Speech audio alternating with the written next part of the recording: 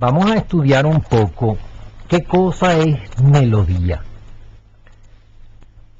La melodía, su definición, una definición muy incompleta desde el punto de vista del compositor, pero una definición que es bastante clara para el que no ha estudiado música, es que melodía es una serie de notas, son notas sucesivas.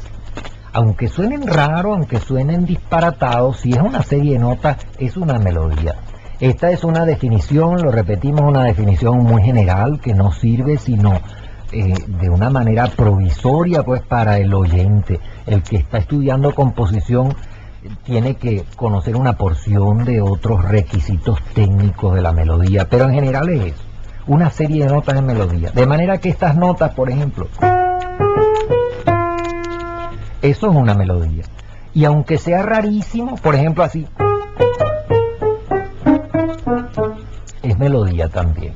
Es decir, llamamos melodía pues una serie de notas unas tras otras.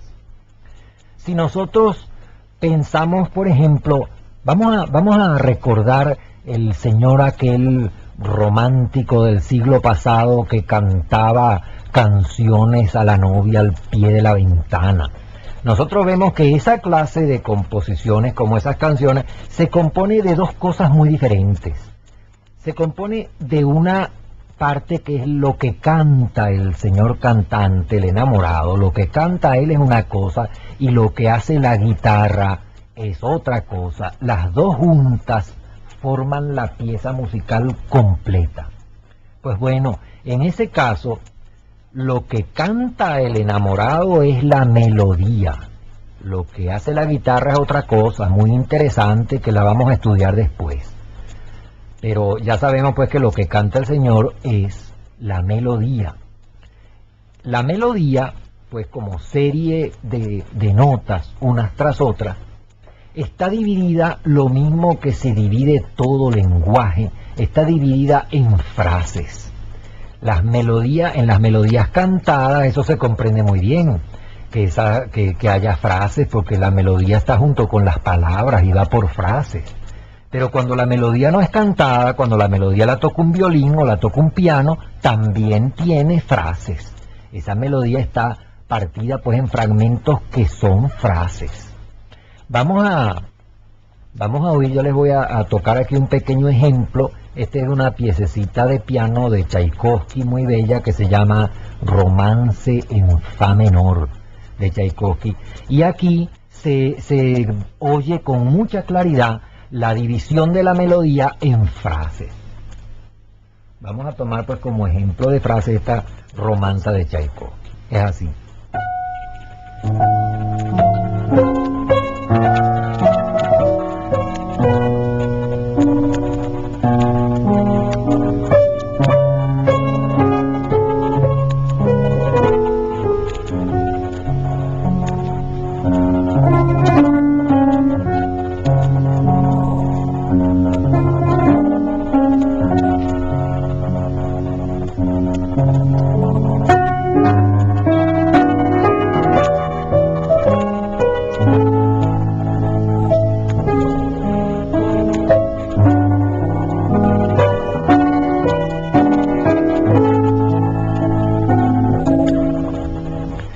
Etcétera. Ahí vemos muy claro cómo esa melodía está dividida en frases. La vemos muy claro porque Tchaikovsky en esta melodía ha hecho de manera que las notas últimas de cada frase sean un poquito más largas, y nosotros oímos con mucha claridad esa división de la melodía en frases.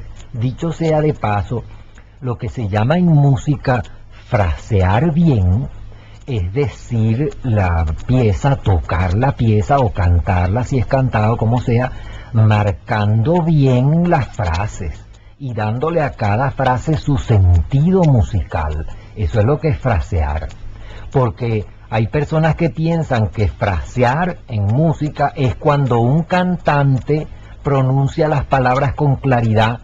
Ustedes se han fijado que algunos cantantes cuando cantan nosotros distinguimos muy bien las palabras y otros cantantes no, casi no se le entienden las palabras, ¿no? Hay gente que cree que eso es frasear. Eso no es frasear.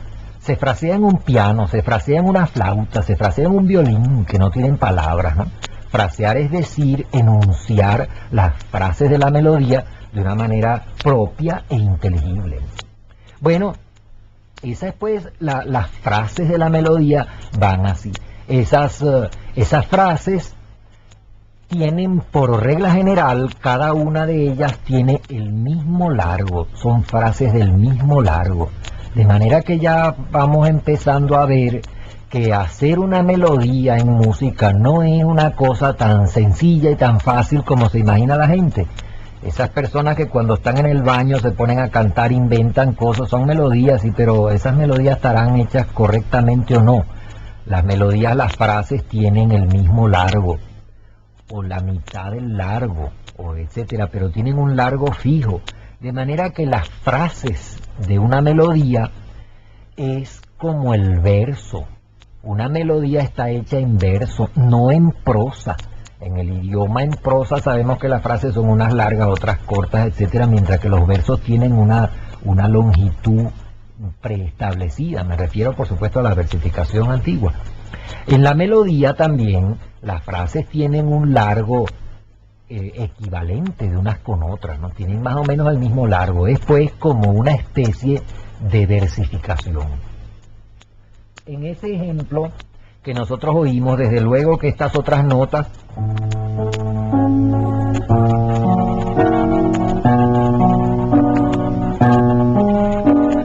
esas notas no son la melodía.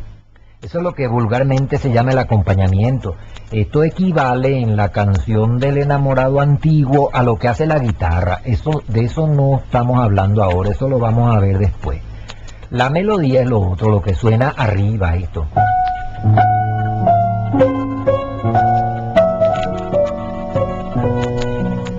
Esa de arriba que se oye más es lo que es la melodía. En este ejemplo que hemos cogido aquí, la melodía está en la parte más alta. Nosotros llamamos parte alta en música. Por ejemplo, esta que suena así. Y llamamos parte baja, esta más ronca aquí. Bueno, la melodía aquí está arriba. Pero no en todas las piezas encontramos nosotros que la melodía está arriba. Hay piezas en que la melodía está, digamos, en el centro.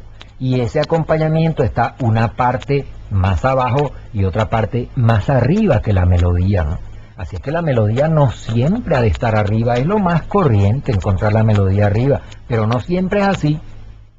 Aquel nocturno de Liszt, que se llama el nocturno número 3, que lo llama la gente por ahí sueño de amor, ese tiene la melodía al principio, tiene la melodía en el centro, así. Yo voy a tocar el principio de eso para que ustedes vean cómo la melodía, que es lo que uno oye más, que es lo que parece el canto, pues, está en el centro y el acompañamiento está, una parte está más abajo y otra parte está más arriba. Ese sueño de amor empieza así.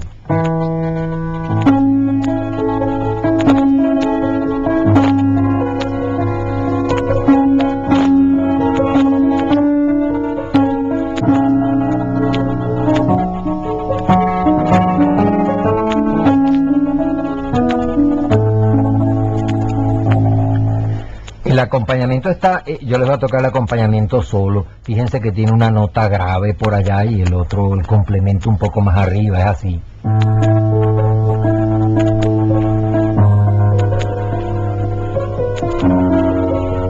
Y entre eso, en el centro, es donde está la melodía. Esta clase de piezas de este tipo, si el ejecutante no destaca bien al tocar la melodía puede no oírse bien.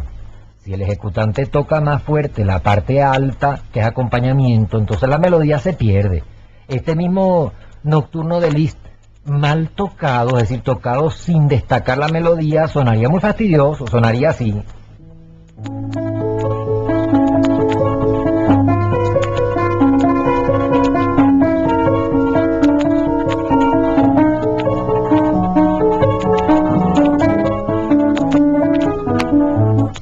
¿Verdad?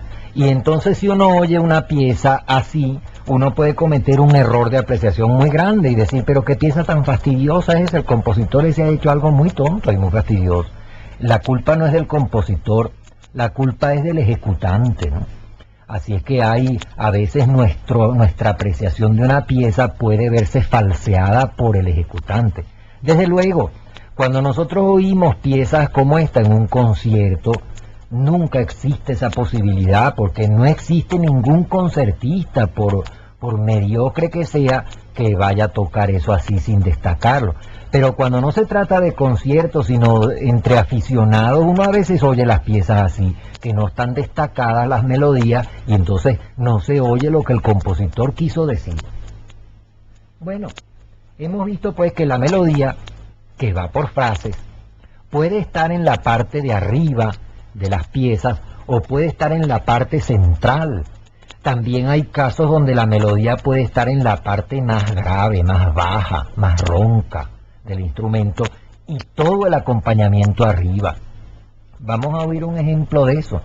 Aquí está un ejemplo de una mazurca de Chopin. Hay una de las mazurcas de Chopin, la mazurca número 7, que está en fa menor también, que tiene un trozo, es un pedazo nada más de la mazurca donde la melodía está en la parte más baja, la parte más grave del piano. Dice así, ese trozo de la mazurca dice así.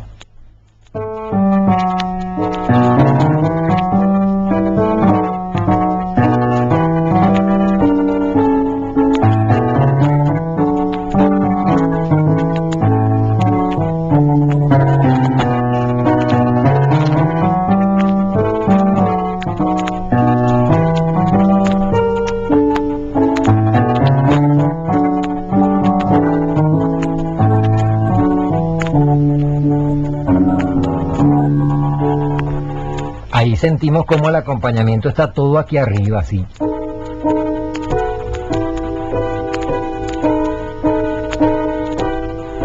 Y la melodía está abajo.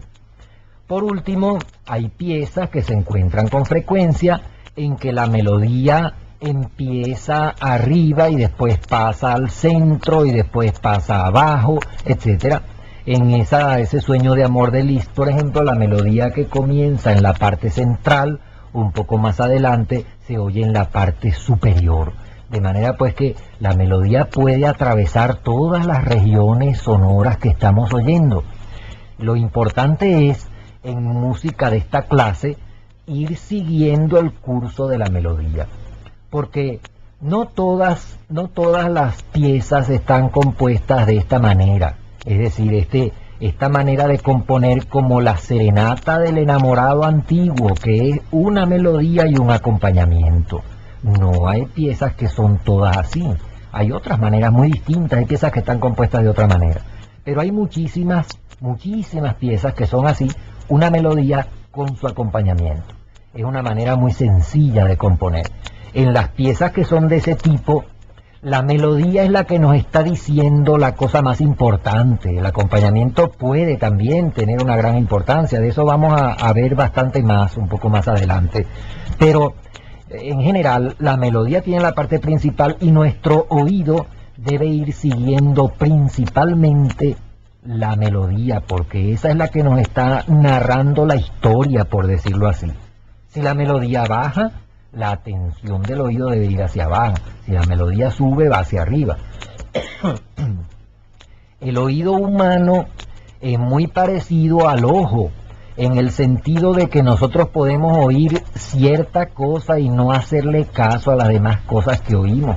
Así como nosotros podemos dirigir nuestros ojos a ver una cosa o a ver otra, asimismo el oído no oye sin discernir. El oído uno lo enfoca a cierta cosa. Es muy conocido el caso, por ejemplo, cuando uno está en una sala donde hay muchísimas personas y está todo el mundo hablando al mismo tiempo. Eso como que no es muy buena educación, pero eso pasa mucho. Todo el mundo está hablando al mismo tiempo. Pero nosotros estamos hablando con cierta persona y nosotros oímos lo que esa persona nos dice. Y todos los demás ruidos que hay en la sala de las otras conversaciones, nosotros no los oímos porque estamos poniendo la atención a uno solo. Y no es porque esa persona esté más cerca de nosotros y suene más fuerte, porque a veces nosotros podemos creer que lo que estaban diciendo allá en aquel rincón de la sala como que es interesante, como que lo nombraron a uno. Y entonces uno, como dice la gente por ahí, para la oreja hacia aquel sitio y entonces uno enfoca aquel sonido y uno oye nada más que lo que están diciendo en aquel rincón de la sala sin oír lo demás. El oído se dirige, lo mismo que la vista, ¿no? Cuando uno oye una pieza de orquesta, por ejemplo, uno se pone a oír si uno quiere. Eso no es que sea aconsejable, ¿no? Pero si uno quiere, uno puede oír exclusivamente uno de esos instrumentos, el fagote, por ejemplo, uno no oye lo demás, le está poniendo atención al fagote.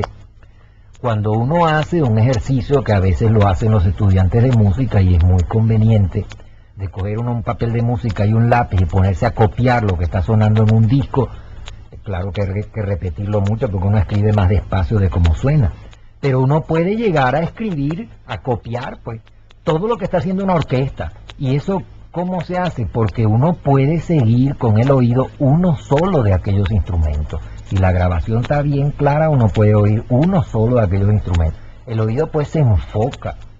Y en las piezas de esta clase, que son una melodía con un acompañamiento, el oído debe seguir el hilo de toda la melodía. Bueno, las melodías, hemos visto que las melodías se agrupan en frases. Digo, están divididas en frases. Ahora bien, hay un grupo de frases que forma lo que se llama un período. Es decir, esas frases de la melodía son muy parecidas a un poema. Las frases son de un mismo largo como los versos. Y también varias frases se agrupan en una unidad, así como varios versos en un poema se reúnen y forman una estrofa. Asimismo, ese grupo de frases que forma un pequeño trozo, más o menos independiente, digamos, se llama período musical. De otra de las mazurcas de Chopin es este ejemplo que vamos a oír. Yo voy a tocarlo de una manera muy especial. Yo me voy a parar al fin de cada frase. No se debe tocar así, está escrito para tocarse seguido. Pero yo me voy a detener un momento al fin de cada frase para que ustedes puedan oír con claridad dónde termina cada frase. Y después de eso, yo les voy a tocar todo ese trozo para que ustedes vean cómo esas diversas frases de la melodía juntas forman un período. Es decir, que esas frases juntas encierran algo más grande que una frase musical, encierran una idea, encierran un pequeño episodio melódico, por decirlo así.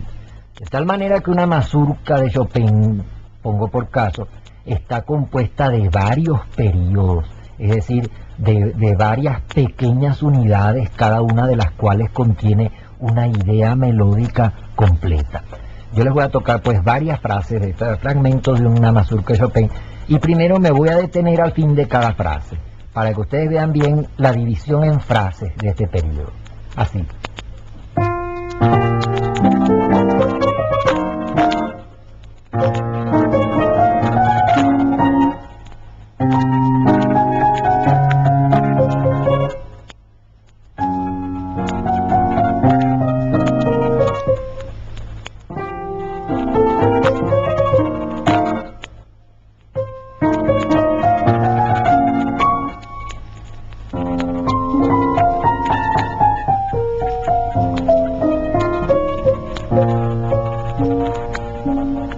Esas son varias frases. Ahora yo las voy a tocar seguidas esas frases, y ustedes verán cómo eso forma un grupo que se llama un período musical, y eso contiene una idea completa. Claro que es una idea fragmentaria dentro de un conjunto más extenso. Eso forma, vamos a decir, un pequeño episodio completo, ¿no? Ese es todo el periodo, tocado todo el periodo, dice así.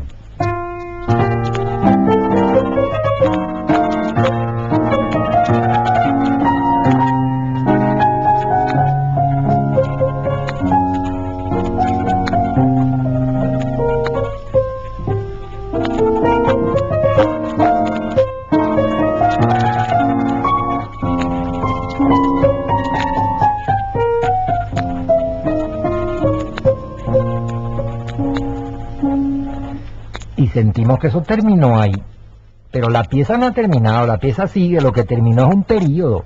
Después sigue otra idea que es diferente, otro periodo. El otro periodo no lo vamos a tocar entero, pero el otro periodo es otra idea diferente así.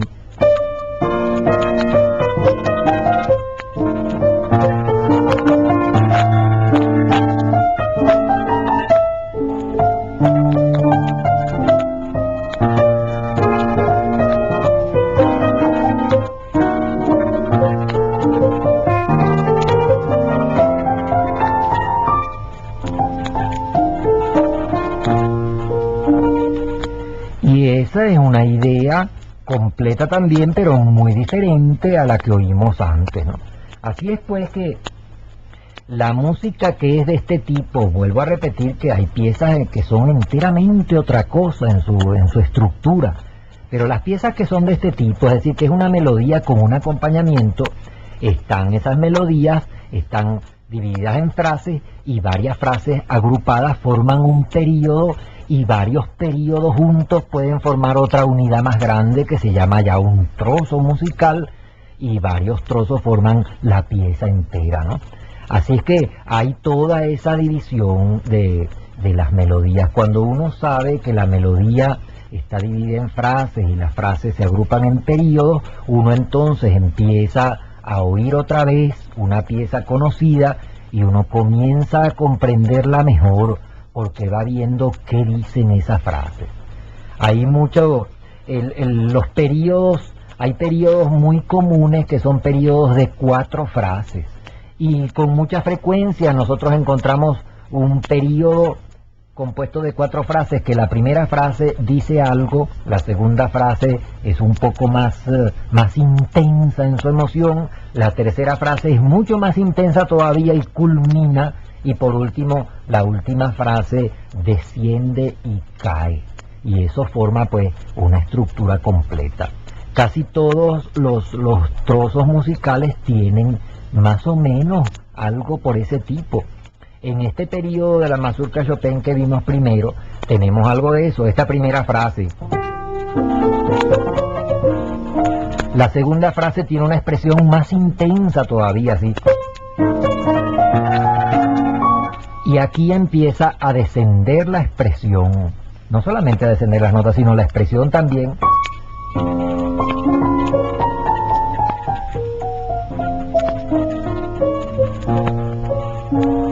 De manera que ahí tenemos esta tercera frase, como ustedes habrán observado, esa tercera frase es el doble más larga que las dos primeras, ¿no?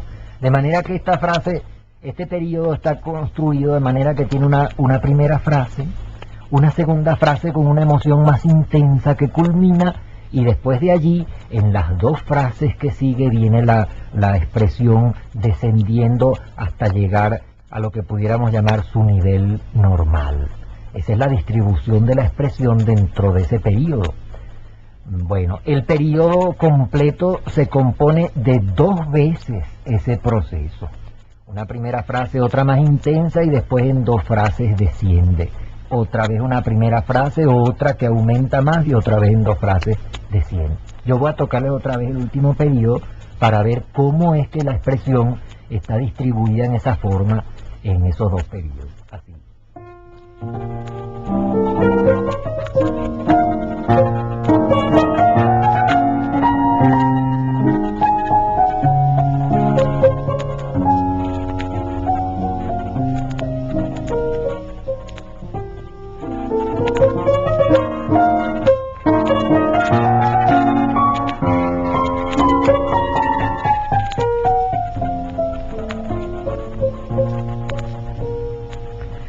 Y con esto de que las frases vayan aumentando en intensidad expresiva y haciendo crisis y resolviendo las crisis, este es el procedimiento que nosotros encontramos con la mayor frecuencia en las piezas que son como esta, subjetivas, música emocional, música de procesos sentimentales internos al compositor. Casi todos están expresados de esta manera. Los sentimientos que se desarrollan y crecen, que hacen crisis y que después resuelven a su estado normal. Claro que no todo es uniforme en arte y hay piezas donde terminan en una crisis aguda de desesperación y ahí se corta. Eso puede pasar también, pero en general sigue pues este ritmo, esta especie de marea que sube y baja de las emociones, distribuidas a través de las frases de que está compuesta la melodía. Con esto, este es el fin de nuestra tercera lección. Prosiguiendo con nuestro asunto de la melodía, es bueno recordar que la melodía es sumamente antigua. En la antigüedad clásica, la cultura grecorromana, puede decirse que casi exclusivamente lo que existía era una melodía, prácticamente sin acompañamiento. Había alguna que otra nota tocada en la lira o tocada en el arpa que acompañaba la melodía, pero ese era un acompañamiento tan sumamente rudimentario que puede decirse que la melodía iba sola. Lo mismo sucedía en otros pueblos de la antigüedad, como entre los hebreos, en la Siria antigua, etc. Y hasta los coros que existían en aquellos tiempos, aunque había muchísimos cantantes, todos los cantantes cantaban la misma melodía, de manera que en realidad, aunque era un coro, no se escuchaba más que una sola nota al mismo tiempo. Esta manera de cantar o de tocar de una sola melodía sola es lo que se llama monodía, de monos, que significa uno, ¿verdad? Monodía, esa es la monodía antigua. El canto religioso primitivo, el canto gregoriano, era también una monodía, era la melodía sola, sin acompañamiento de ninguna especie. La melodía está hecha sobre una serie de notas, que es lo que se llama la escala. Entre todas las teclas que tiene un piano, por ejemplo, entre las teclas blancas y las teclas negras, se escogen algunas de esas teclas para formar lo que se llama una escala. Ninguna de las escalas corrientes contiene todas las teclas del piano. Todas las teclas del piano no la contiene sino una sola escala, que se llama la escala cromática, que es una escala que no tiene así un valor para la armonía tan inmediato como las otras. Una escala, por ejemplo, muy corriente es esta, ¿no? Esa se llama la escala mayor. Esa escala mayor nosotros podemos comenzarla en cualquiera de las teclas de un piano, siempre que entre una nota y otra nota haya la misma distancia sonora, la misma distancia acústica, esa distancia acústica que es la distancia entre una nota y otra, entre una tecla y otra, se llama intervalo. Si nosotros hacemos una escala escogiendo notas del piano en que entre la primera nota y la segunda, y entre la segunda y la tercera, etcétera, hasta llegar a todas, tengan siempre los mismos intervalos de esa que hemos oído, será una escala mayor. En esta tecla del piano, por ejemplo, comenzamos a tocar una escala mayor y sale eso que hemos oído, esto. Si en vez de empezar en esta nota, empezamos en otra cualquiera de la escala, por ejemplo en esta, pero escogemos notas que tengan los mismos intervalos, nos sale una escala mayor también. En esta nota la escala mayor suena así. Esa es una escala mayor. Esta es otra escala mayor. Es decir, en cualquier tecla del piano uno puede construir una escala mayor. Ahora hay otras escalas diferentes que no son la escala mayor. Por ejemplo, esta. Esa es una escala menor. Hay tres clases diferentes de escalas menores. Una es esa que acabamos de oír, que se llama la escala menor eólica. Esta. Hay otra escala menor que es esta, que se llama la escala menor armónica. Y por último hay esta otra, que se llama la escala menor melódica. Bueno, esos son simples nombres de importancia más bien técnica que de apreciación musical. Basta con saber pues que las escalas, todas las escalas posibles que se pueden hacer sobre las teclas de un piano, sobre los sonidos de cualquier instrumento, son de dos clases, las escalas mayores, que es un solo tipo de escala, y las escalas menores, que son tres clases de escalas menores. Esas escalas son las que usamos corrientemente en la música.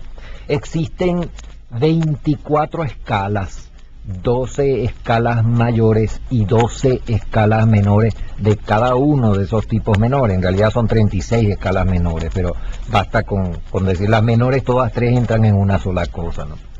De manera que eso nos da pues 24 tipos distintos de escalas, recordando que cada tipo de escala menor tiene 3. Son pues 24 escalas, dicho así pues de una manera general. Sobre esas escalas es que se hacen las melodías. Cuando se va a escribir, a inventar una melodía, uno siempre toma como punto de partida una escala. Así tenemos esta escala. Sobre las notas de esa escala se hace una melodía, que puede ser, por ejemplo, esto.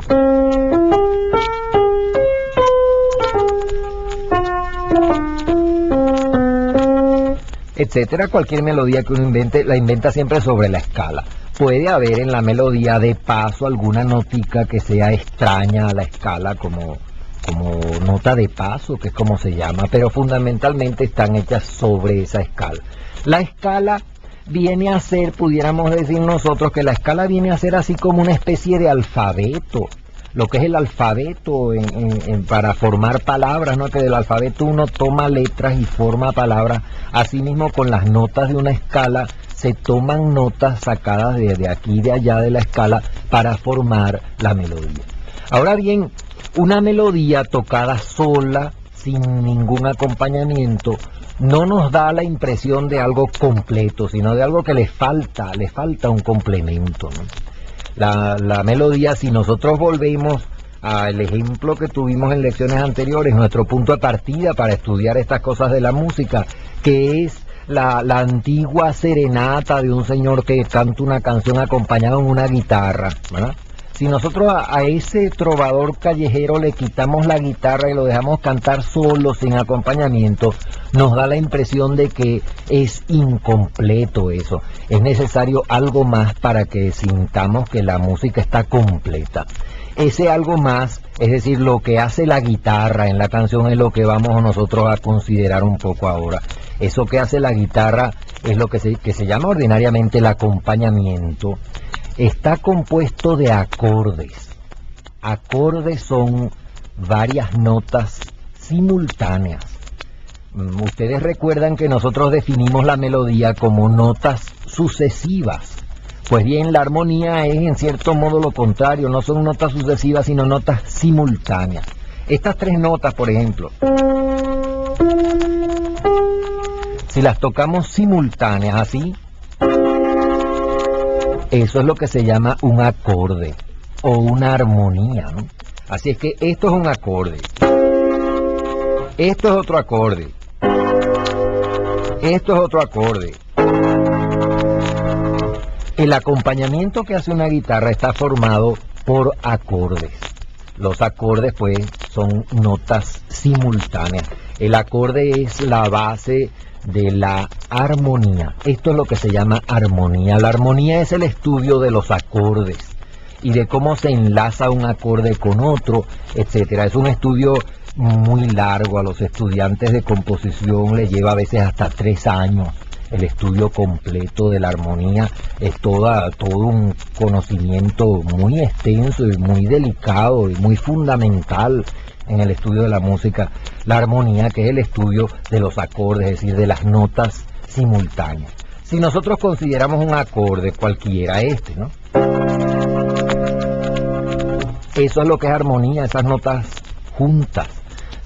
Si nosotros pensamos un poquito, vemos que la armonía, esos acordes así, no tienen intrínsecamente, es decir, por sí mismos, no tienen ritmo, es decir, están, por decirlo así, fuera del tiempo. Una melodía no está fuera del tiempo, porque nosotros no concebimos una melodía sino como una sucesión, como que se está pasando de una nota a otra, y eso implica, al pasar de una nota a otra, implica tiempo, un tiempo que transcurre. Pero el acorde no, este acorde Lo mismo da que dure 3 segundos o que dure 3 minutos o que dure 3 horas, como acordes iguales, un acorde, ¿no? Para emplear pues la armonía en la música es necesario llevar ese acorde a ponerlo, por decirlo así, dentro del tiempo.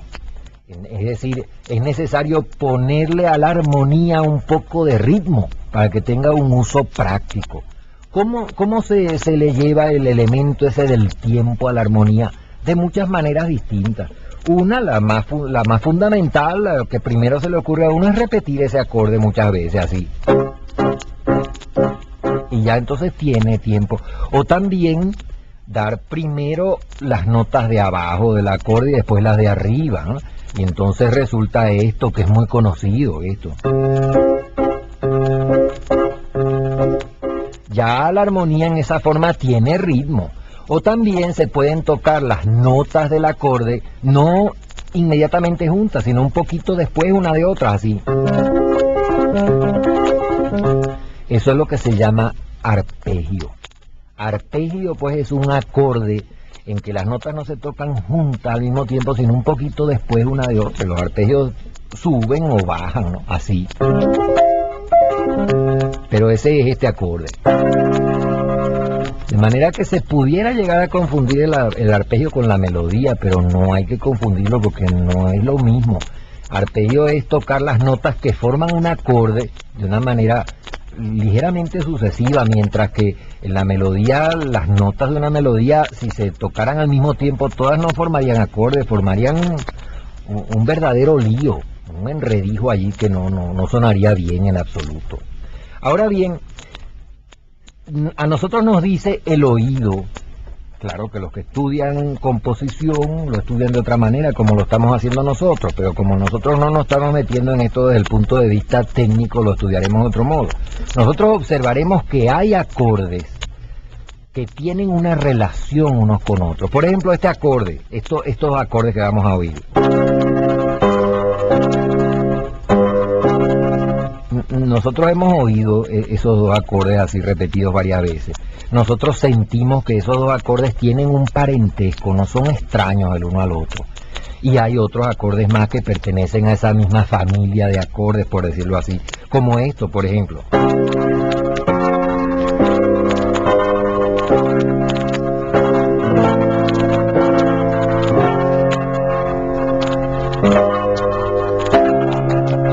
Nosotros sentimos que esa serie de acordes tiene un parentesco, y lo tiene efectivamente. Bueno, cada grupo de acordes que tenga un parentesco es lo que se llama tonalidad. Es un concepto fundamental en la música. De manera que todos estos acordes son acordes que juntos ellos forman una tonalidad. Si nosotros cogemos otros acordes como estos, por ejemplo,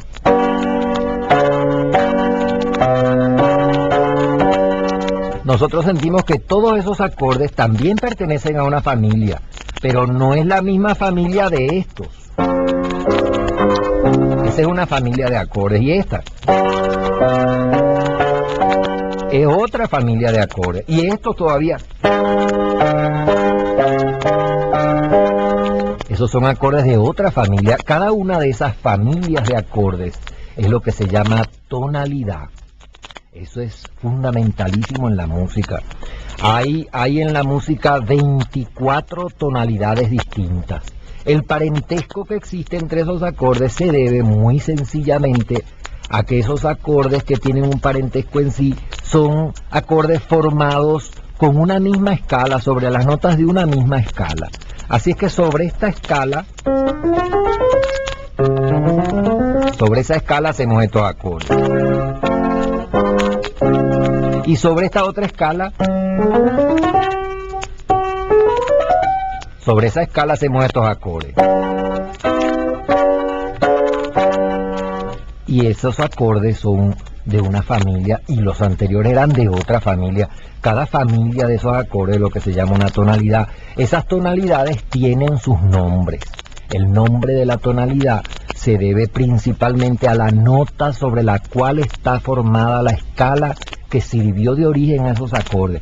Esas tonalidades Es lo que nosotros leemos mucho en las etiquetas de los discos y en los libros de historia de la música, etcétera, que dicen, por ejemplo, do mayor, sol mayor, fa sostenido menor. Esos son los nombres de la tonalidad. Do mayor es este.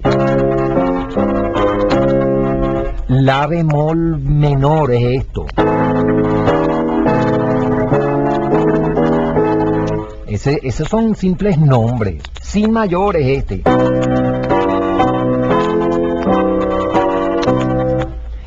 Esos nombres no nos deben asustar como terminachos técnicos. Son simplemente nombres para designar las familias de acordes.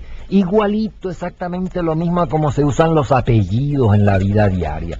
El apellido cualquiera, el apellido Hernández, por ejemplo, no significa sino que todos los miembros parientes de esa misma familia tienen el mismo apellido. Asimismo, cuando uno dice do mayor, es que allí se van a emplear todos aquellos acordes que tienen un parentesco, y ese parentesco, ese apellido de esos acordes es do mayor, ¿no? Es nada más pues que una designación de la familia sonora, ¿no? Eso es lo que se llama pues tonalidad. Es un concepto muy fundamental, muy importante en la música, que es bueno captarlo con claridad. Si después de terminada esta lección ustedes no tienen todavía bien clara la idea de lo que es tonalidad, es bueno volver a oír toda esta lección para tener esa idea muy clara, porque eso va a ser muy necesario en las cosas que vamos a explicar después. De manera pues que esos son pues los acordes, y la armonía son esos acordes, notas simultáneas, y esos acordes que tienen un parentesco son las tonalidades. Hay una cosa muy interesante con los acordes, algo que vamos a explicar ahora que hace falta conocerlo. Es lo que se llama pedal. Ese nombre de pedal no tiene nada que ver con los pedales del piano, ni mucho menos con los pedales de las bicicletas, ni con ningún pedal que haya por ahí. Es otra cosa enteramente diferente, pero se llama pedal también. Pedal es la nota más baja de un acorde. Por ejemplo, nosotros tenemos este acorde, o este así. Esa es la nota más baja del acorde. Si nosotros tocamos ese acorde y después tocamos un acorde diferente, pero al mismo tiempo que tocamos el acorde diferente, volvemos a tocar el mismo bajo, la misma nota baja de ese acorde anterior, y podemos tocar toda una serie distinta de acordes tocando siempre ese mismo bajo, así de una manera insistente, de una manera obstinada. Eso es lo que se llama pedal, porque nosotros tocamos estos acordes sin pedal ninguno, así.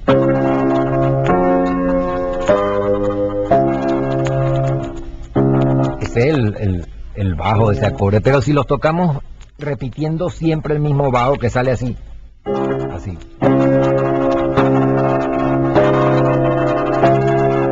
Ya eso es lo que se llama pedal. Vamos a hacer otros ejemplos de pedal tocando una porción de acordes diferentes, pero con ese mismo bajo. Por ejemplo, así.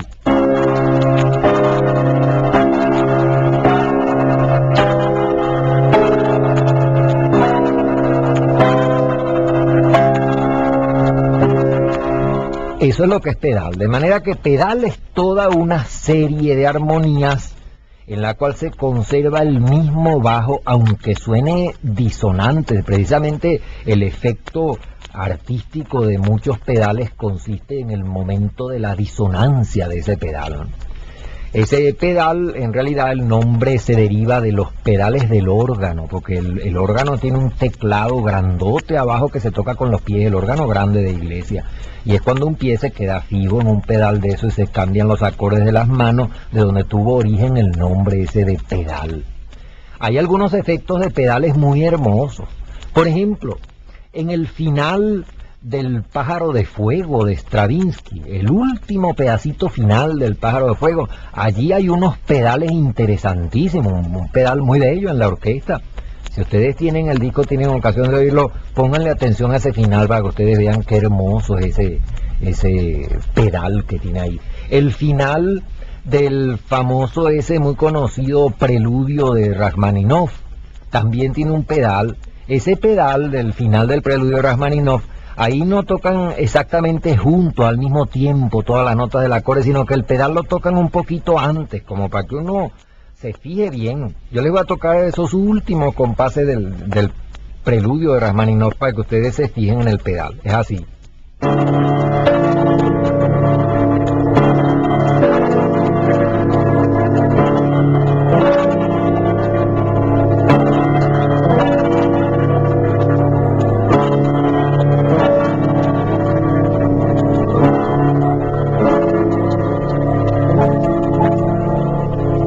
Ese es un ejemplo de pedal.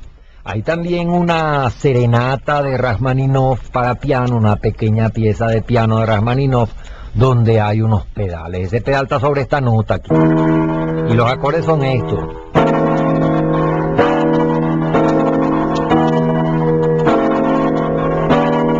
Eso es un pedal y después lo cambia así.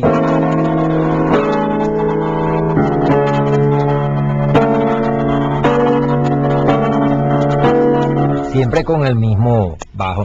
Por supuesto, eso que les he tocado yo a ustedes es el esquema de, por decirlo así, el esquema de esa armonía, porque en realidad yo les voy a tocar un pedacito de la serenata para que ustedes vean cómo es que es así. En vez de tocar el acorde junto así, él lo toca así. Pero siempre el acorde es este, aunque él lo varía así.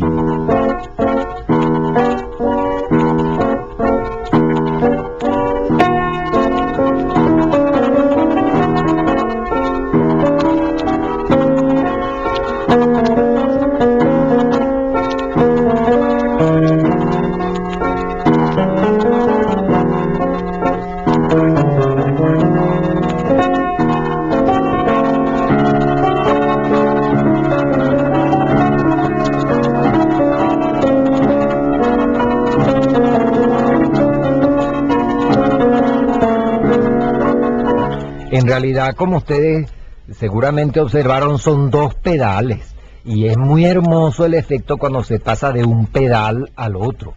Debo advertir que esta pieza yo la he tocado muy mal, porque yo la he tocado exagerando el bajo precisamente para que ustedes puedan oír con claridad el pedal. En realidad eso no se debe tocar así, no hay para qué exagerar ese bajo, pero yo lo he exagerado intencionalmente para que ustedes puedan oír mejor cómo es ese pedal. El pedal primero estaba en esta nota y después pasó a esta otra nota. Y es muy hermoso el efecto que hace cuando pasa de un pedal al otro pedal. Esos son pues los pedales. Nosotros encontramos pedales con frecuencia. Yo les nombré el del pájaro de fuego, que es muy especial, muy bello, de armonías muy modernas, ¿no? Las fugas, por ejemplo, casi todas las fugas, un poquito antes de terminar, unos minutos antes de terminar, casi siempre tienen un pedal, muy hermoso, ¿no? Las gavotas, casi todas las gavotas, como lo vamos a ver cuando estudiemos la gavota un poco más adelante en estas lecciones, las gavotas tienen con mucha frecuencia un pedal muy marcado en una parte de la gavota, que cuando uno la oye es más o menos por ahí por el centro de la pieza. Ahí tienen un pedal muy marcado. Ese pues es un efecto de la armonía muy especial, que es bueno señalarlo porque tiene una gran importancia expresiva. La tonalidad, que la hemos definido como el conjunto de acordes de una misma familia acústica, puede decirse que no es una cosa así uniforme, es decir, no hay ninguna pieza que esté escrita desde el principio hasta el fin en la misma tonalidad. Eso sería muy monótono. Las piezas pasan de una tonalidad a otra. Ese paso de una tonalidad a otra, que lo vamos a estudiar en otra lección, es lo que se llama en música modulación. Así que la modulación es el paso de una tonalidad a otra tonalidad. Esta lección, pues, que concluye aquí, es sumamente importante por lo del concepto de la tonalidad y la definición de la armonía, y es bueno que sea una lección que la recordemos bien y que hayamos entendido con claridad lo que en ella se expresa. Y aquí termina pues nuestra lección número 4.